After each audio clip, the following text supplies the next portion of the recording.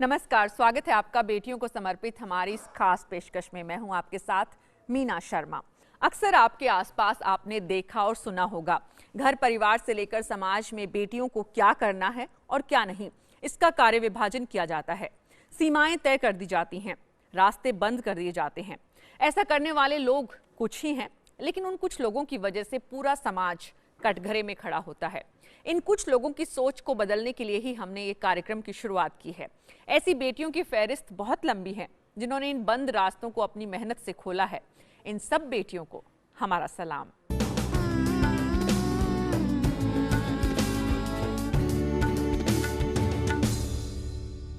Cosmopolitan Mumbai से अब आपको लेकर चलते हैं हरियाणा। मिलवाते हैं आपको देश की नायाब प्रतिभा से।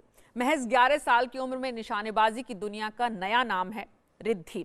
बेटियों पर जुल्म के लिए बदनाम हरियाणा की ये बेटी अब ओलंपिक में गोल्ड मेडल जीतने की तैयारियों में जुटी है। लक्ष्य की तरफ सटीक निशाना लगाने वाली ये बेटी करनाल की रिद्धि है। कम संसाधनों में इसने महज 3 साल में जो कर दिखाया वो बेमिसाल है। बर्फ का काम करने वाले पिता ने पहली बार बेटी को तीरंदाजी के गुर सिखाए। घर की छत से 10 मीटर पर टारगेट लगाने शुरू किए।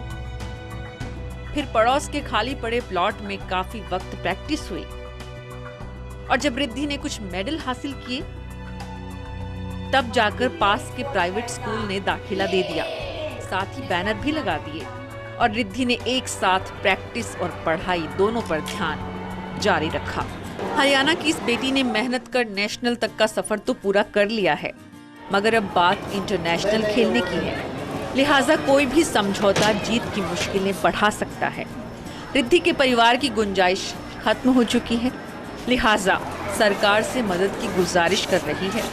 तो साथ ही उम्मीद है ऐसे मददगार की जो आगे आए तो इस खिलाड़ी को प्रोत्साहन मिले और साथ ही एकेडमी में बेहतर कोचिंग भी मिल सके ताकि इस बेटी का हुनर और संवर सके, देश का नाम दुनिया में रोशन कर सके और हम गर्व से कह सके ये देश का स्वाभिमान है, हमें इन पर अभिमान है।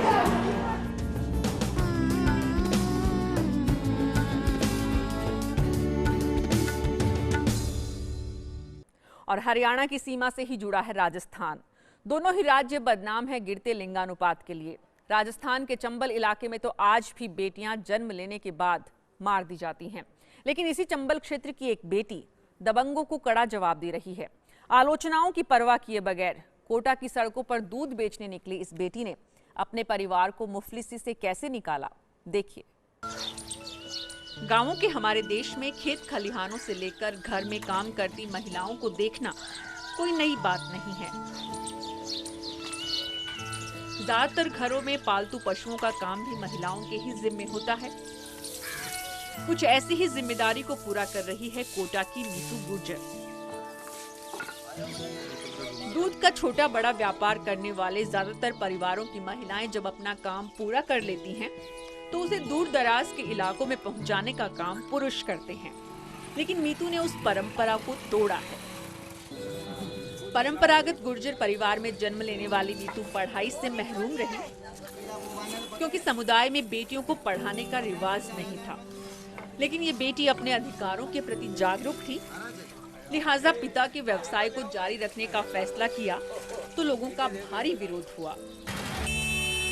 समाज के उन लोगों की परवाह नीतू ने नहीं की जो बाधा की दीवार बनना चाहते थे। पारिवारिक जिम्मेदारी को पूरा करने के लिए उठाए गए इस कदम पर चौकसी जरूरी थी, लिहाजा मार्शल आर्ट की ट्रेनिंग ली।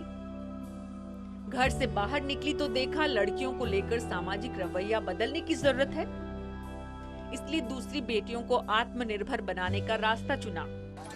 अपने हालात को बौना बनाकर उनसे पार पाना ही सफलता की असली निशानी है। नीतू की छोटी सी कोशिश कुछ ऐसी ही कहानी बयां कर रही है। ये देश का स्वाभिमान है और हमें इन पर अभिमान है।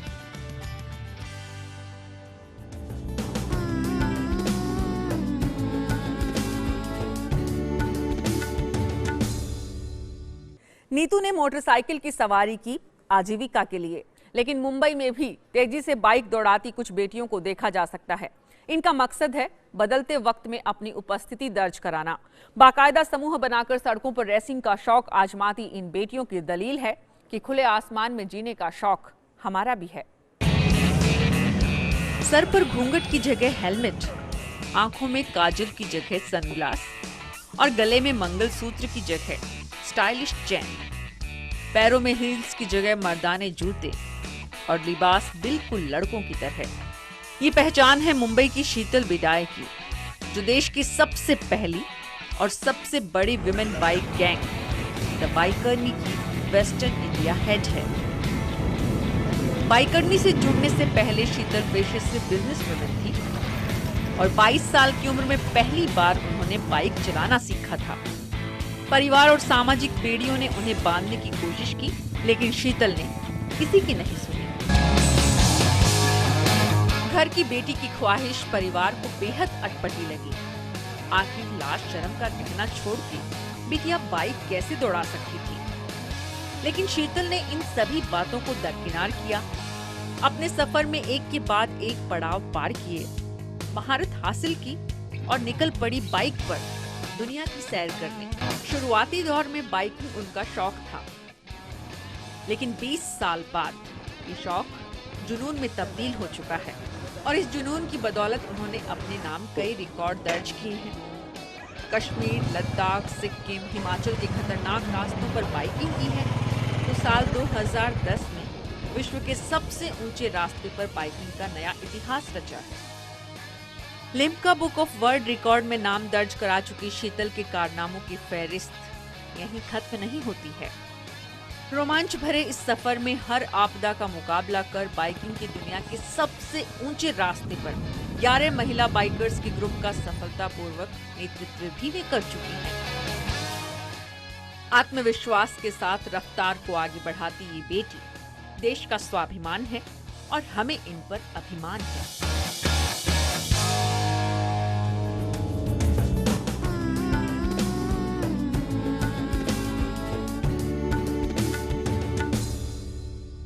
सफर देश का करवा रहे हैं तो आपको उत्तर प्रदेश भला कैसे भूल सकते हैं। यहाँ की एक होनहार बेटी ने अपनी काबिलियत का सिक्का दुनिया भर में मनवाया तो देश के शीर्ष पुरुषों ने सिर आंखों पर बैठाया। व्यापार की दुनिया का ये ऐसा नाम है जो महिला उद्यमियों की आदर्श हैं और नए प्रयोगों के साथ जोखिम का साहस रखने वालों के लिए मार्गदर्शक भी। मिलिए नोएडा की अर्चना गरोडिया गुप्ता से। ये है अर्चना गरोडिया गुप्ता, फिक्की महिला विंग की कमांडर। देश की राजधानी में बैठकर दूर दराज के महिला उद्यमियों की आवाज बुलंद करने वाली ऐसी बेटी जिसे उच्च शिक्षा दिलाने के लिए परिवार ने समाज के परंपरागत नियमों को तोड़ा, तो खुद अर्चना ने उन नियमों को बदला जो व्यापार के लिए बुजुर्गों ने बनाए थे। काबिल लड़के नहीं मिलने की आशंका हजारों प्रतिभावान मारवाड़ी बेटियों को घर में कैद कर देती है। अर्चना भी उन्हीं में शामिल हो जाती अगर माता पिता ने IIM अहमदाबाद पढ़ने नहीं भेजा होता। भरोसा परिवार ने किया तो बेटी ने भी उसे खूब निभाया। पढ़ाई में की गई निरंतर मेहनत ने उन्हें साल 2005 में BBC की चैंपियन ऑफ चैंपियन बनाया तो देश के सर्वोच्च संस्थान में वो अव्वल रही। नतीजतन मल्टीनेशनल में काम के बड़े प्रस्ताव भी मिले, लेकिन 5 बहनों में सबसे बड़ी अर्चना ने पिता के टेक्सटाइल बिजनेस में हाथ बंटाने का फैसला किया और फिर पिता का घर छोड़ने का वक्त आया। साल 1995 में शादी हुई। अर्चना ने परंपरागत उद्योगों से कुछ अलग करने की ठानी। सिल्वर इमिटेशन ज्वेलरी यानी पश्चिमी और परंपरागत आभूषणों को मिलाकर एक नई दुनिया में कदम रखा। व्यापार के नए आयाम खोलने के मकसद से शुरू हुआ ये सफर चुनौतीपूर्ण था। बिजनेस मैनेजमेंट की पढ़ाई और परिवार से विरासत में मिली प्रबंधन क्षमता के भरोसे ही अर्चना ने जोखिम लिया। उस दौर में यह अनुमान लगाना मुश्किल था कि मार्केट इस नए उत्पाद पर कितना भरोसा करेगा, लेकिन BBC के मास्टरमाइंड प्रोग्राम की चैंपियंस ऑफ चैंपियन रही अर्चना ने भारतीय जनमानस को समझा। सोने और हीरे के जवाहरात खरीदने की ख्वाहिश रखने वाली लाखों बेटियों को सस्ता विकल्प दिया। एक से बढ़कर एक डिजाइन मार्केट में उतारी। डच स्टोन नामक ब्रांड से शुरू हुआ ये सफर आगे बढ़ता ही चला गया। इतना आगे कि फिक्की ने इस सफलता को उदाहरण बनाया तो एंटरप्रेन्योर बनने का सपना देखने वालों को नए रास्ते दिखाए। आज वे नोएडा में विमेन एंटरप्रेन्योर इंडस्ट्रियल पार्क बनाने के लिए संघर्षरत हैं। ये देश का स्वाभिमान है और हमें इन पर अभिमान है। और बीबीसी के चैंपियंस ऑफ चैंपियन का खिताब जीतने वाली अर्चना आज हमारे साथ हैं।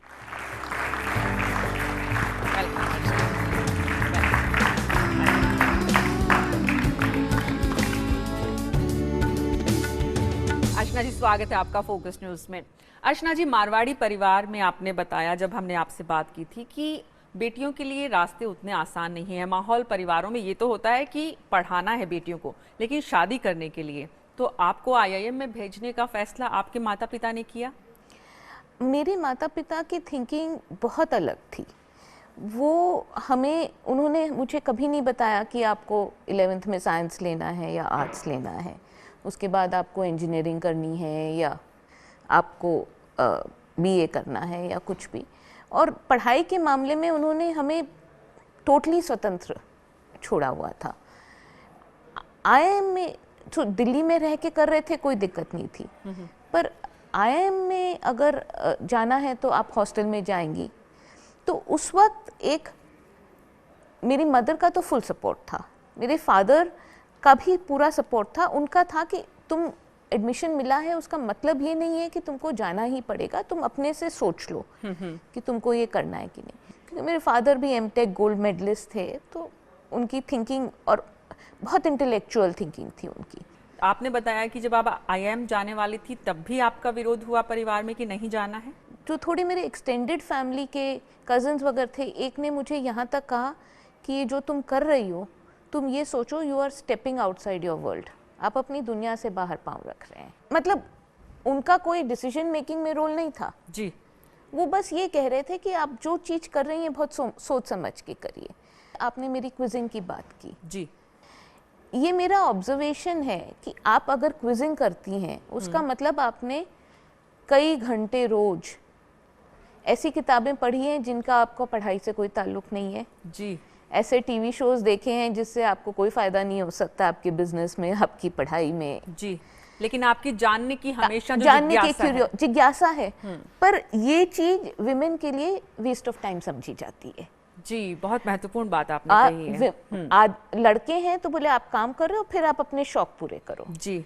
विमेन के लिए हम ये नहीं मानते कि women have a right to have a शौक। वुमन का जो स्पेयर टाइम पढ़ने लिखने का शौक पूरा करने के लिए भी वक्त नहीं है, क्योंकि आपको घर के कामों में हिस्सेदारी, घर के कामों में हिस्सा है, या अगर आप मैरिड हैं तो देन आपके बच्चों, your time belongs to your family, it doesn't belong to you जी, योर स्पेयर टाइम।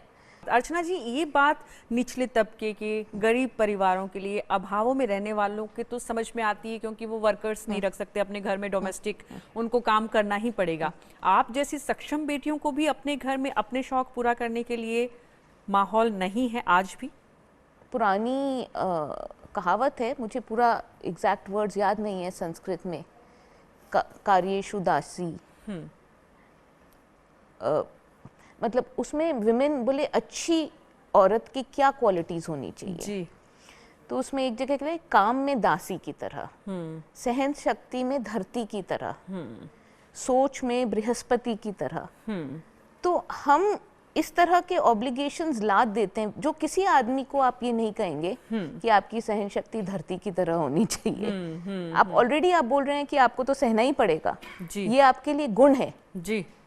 तो इस तरह के अगर हम एक्सपेक्टेशंस रखते हैं औरतों से, तो फिर अगर वो किसी में भी कम उतरती हैं तो वो गिल्टी फील करती हैं, वो अपने आप को फेलियर महसूस करती हैं, आप उसको फेलियर महसूस करते हैं। उसके बीच में अपने लिए उसको और डेवलपमेंट के लिए कहाँ टाइम मिल पाता है। तो ऐसे माहौल में, ऐसे परिवेश में आपने बीबीसी के क्विज कंपटीशन में जाने का कैसे तय किया? आपने उस अपने शौक को पूरा करने में अपने लिए रास्ते आसान कैसे बनाए?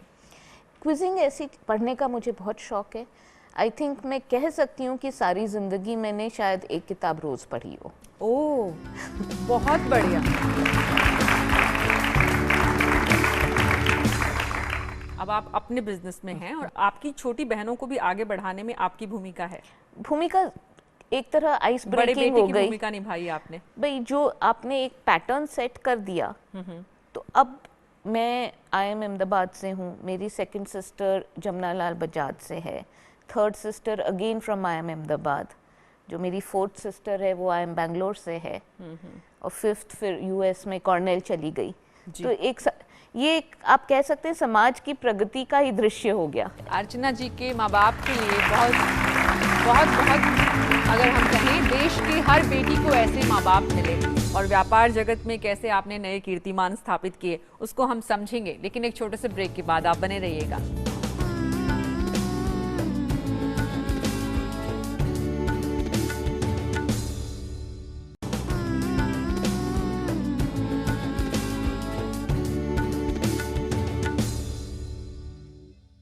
राजस्थान के चूरू जैसे इलाके की जड़ों से जुड़ी हुई एक बेटी ज्वेलरी की दुनिया में अपना नाम कमा रही है, और फिक्की की विमेन ऑर्गेनाइजेशन की अध्यक्ष कैसे बनी है, समझने की कोशिश कर रहे हैं हम खुद अर्चना जी से। अर्चना जी, ये बताइए कि नए व्यापार ज्वेलरी के बिजनेस में, और वो भी ये जो आपने नए प्रयोग किए टच स्टोन, ये कैसे आपके दिमाग में आइडिया आया?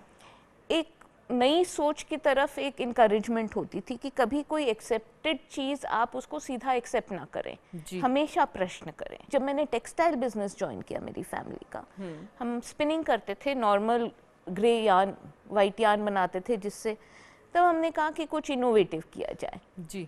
तो हमने एक पर्टिकुलर टाइप का यार्न बनाया, इंडिया में फर्स्ट थे, वर्ल्ड में सिर्फ 2-3 लोग बनाते थे, पर टेक्नोलॉजी, हम उस वक्त उतना इंपोर्ट की फैसिलिटी नहीं थी, 91 के पहले की बात है जी। तो हमने खुद अपनी टेक्नोलॉजी डेवलप की, R&D वगैरह करके, और कई अलग अलग रकम के यार्न्स, कई प्रयोग किए। मतलब we were known as the most innovative textile spinning mill in the country.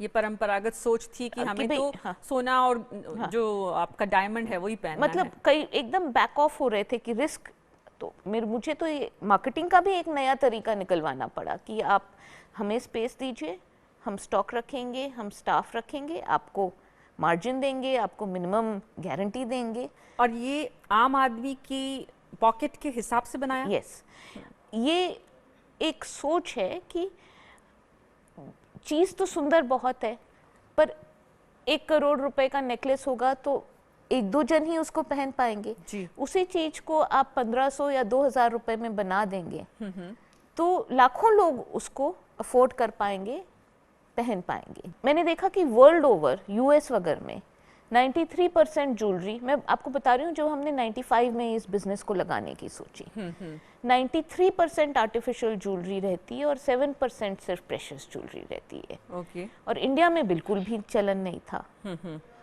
तो आपने जब शुरू किया था, उससे पहले बिल्कुल नहीं था? बिल्कुल नहीं था, किसी दुकान में नहीं मिलता था। कुछ छोटे मोटे लोग बना के वेस्टर्न स्टाइल थोड़ा इंपोर्ट करके आपको किसी अमरसन्स या कुछ थोड़ा बहुत मिल जाता था, पर बिल्कुल कॉन्सेप्ट नहीं था। तब हमने क्या किया कि जो इंडियन हमारी ट्रेडिशनल डिज़ाइंस हैं उनको मशीन से बनाया, जो गोल्ड की डिज़ाइंस थी या पुरानी म्यूजियम पीसेस वगैरह। तो अर्चना जी, आपसे समझेंगे कि कैसे इस एंटरप्रेन्योर बनने के रास्ते में आपको बाधाएं आई, और साथ ही फिक्की की प्रेसिडेंट विमेन विंग की आप कैसे बनी। लेकिन एक छोटे से ब्रेक के बाद आप बने रहिएगा हमारे साथ।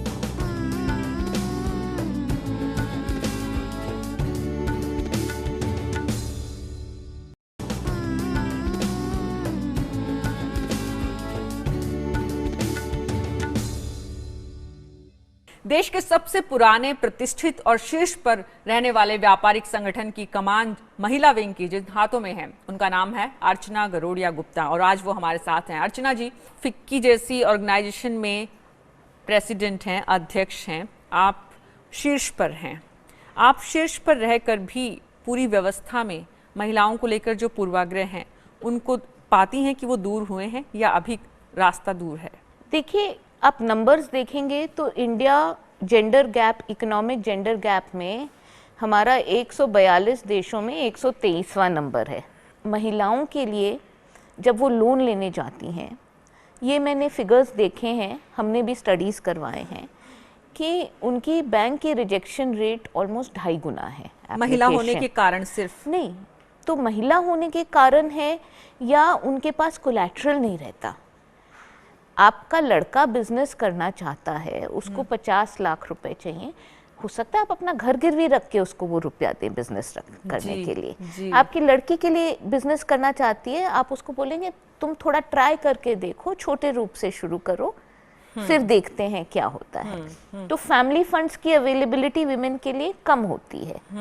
बहुत सारी युवा पीढ़ी है जो एंटरप्रेन्योर बनने का शायद सपना देखने की कोशिश करे, हालांकि इतना जोखिम, इतनी चुनौतियों का साहस बहुत कम लोग उठा पाते हैं। कुछ सवाल हैं उनके, वो भी लेते हैं अर्चना जी। आपके हिसाब से मैम, जैसे आप आईएम से हो, वेल क्वालिफाइड हो, कई लोग ऐसे होते हैं जो आईएम तक पहुंच ही नहीं पाते, कॉलेज तक नहीं पहुंच पाते, बट वो अच्छा स्टार्टअप कर सकते हैं, तो उसके लिए उन्हें क्या करना चाहिए? आप क्या सजेशन देना चाहोगे उन्हें? आप अगर हिस्ट्री देखेंगे, आज के दिन भी टॉप 100 रिचेस्ट पीपल देखेंगे, उनमें से कई लोग कॉलेज ड्रॉप आउट हैं। बिल गेट्स भी कॉलेज ड्रॉप आउट है, स्टीव जॉब्स भी कॉलेज ड्रॉप आउट है। तो पढ़ाई से फ़ायदा ज़रूर होता है, पर बिना पढ़ाई के आप बड़ा बिजनेस नहीं बना सकते, ये बात तो है नहीं, ये तो जाहिर है। दुनिया का आप सबसे बड़ा बिजनेस बना सकते हैं बिना ग्रेजुएशन के। बहुत बहुत शुक्रिया अर्चना जी यहाँ आने के लिए, हमसे बात करने के लिए और अपने अनुभव साझा करने के लिए। अभी तो बहुत चलना है बाकी, कई इम्तिहानों से गुजरना है बाकी, जिंदगी की सभी मुश्किलों से हार गए तो क्या, जीत कर निकलना है बाकी। मुश्किलें सिर्फ मुफलिसी में रहने वालों को नहीं आती, शीर्ष पर पहुंचने के बाद भी आती है, लेकिन आपको कला आनी चाहिए मंजिल पर पहुंचने की। अर्चना गरोडिया गुप्ता से आप उस कला को सीख सकते हैं। आपके आसपास भी ऐसी बेटियों को आप आगे बढ़ा सकते हैं, बस जरूरत उनके जैसे माँ बाप बनने की है। जो अर्चना के माँ बाप ने किया, आप भी वैसा कर सकते हैं और कह सकते हैं अब के बरस मोहे बिटिया ही दीजो। अगले सप्ताह हम फिर मिलेंगे कुछ ऐसी ही और बेटियों के साथ। तब तक कीजिए इंतजार, मुझे दीजिए अनुमति। नमस्कार।